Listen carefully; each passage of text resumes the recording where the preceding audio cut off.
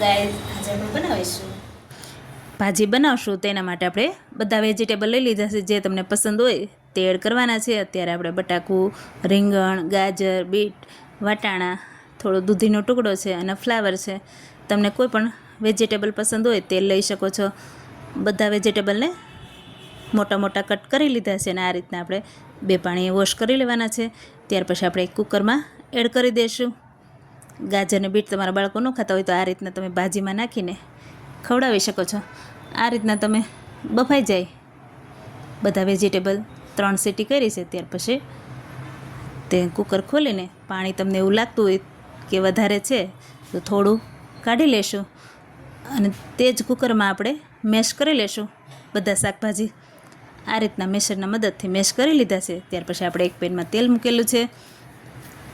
તેમાં થોડી હિંગ નાખેલી છે. આદુ લસણની પેસ્ટ એડ કરેલી છે. તેને થોડી વાર સાંતળવા દઈશું. ત્યાર પછી ડુંગળી ટામેટાં કટરમાં કાઢીને કટ કરી લીધા છે. મિક્સરમાં નથી કાઢવાના, હવે પેસ્ટ નથી કરી નાખવાની. આપણે કટરમાં કાઢીને થોડા ઝીણા કટ થાય એ રીતના આપણે તે એડ કરી લીધા છે. ત્યાર પછી અડધી ચમચી જેટલી હળદર એડ કરેલી છે. 1 ચમચી ધાણા જીરું પાવડર, લાલ મરચું પાવડર એડ કરેલું છે. તમારી પાસે કાશ્મીરી લાલ મરચું હોય તો તે પણ એડ કરી શકો છો. અને ભાજી પાવનો મસાલો એડ કરેલો છે 2 ચમચી. બધું સરસ મિક્સ કરી લેશું. આ રીતના ટામેટાં ડુંગળી જ્યાં સુધી તેલ છૂટું ન પડે ત્યાં સુધી આપણે ચડવા દઈશું.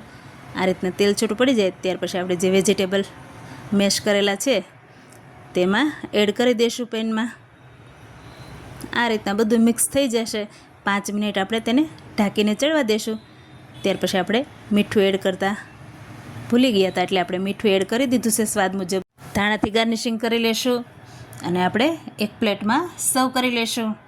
ત્યાર પછી એક પ્લેટમાં પાવ રાખી દીધા છે. એક પાપડ છે, લીલા મરચાં તળીને રાખેલા છે, થોડા કાંદા કટ કરીને રાખ્યા છે, ટામેટાં પણ કટ કરીને રાખી શકો છો અને ભાજી સર્વ કરી લીધી છે. તમે જોઈ શકો છો કેટલી સરસ બહાર લારીમાં મળતી કે હોટલોમાં મળતી એ કરતાં સરસ ભાજી ઘરે બને છે અને ટાઈમ પણ ઓછો લે છે. 10-15 મિનિટમાં તમે રેડી કરી શકો છો. આ રીતના તમે જોઈ શકો છો બજાર કરતાં ખૂબ જ ટેસ્ટી એવી ભાજી રેડી કરી લીધી છે.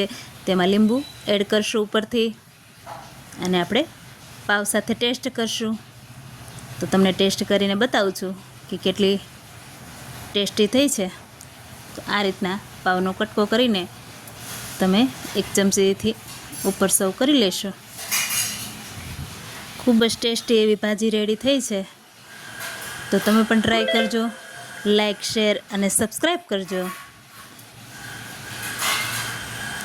Thank you.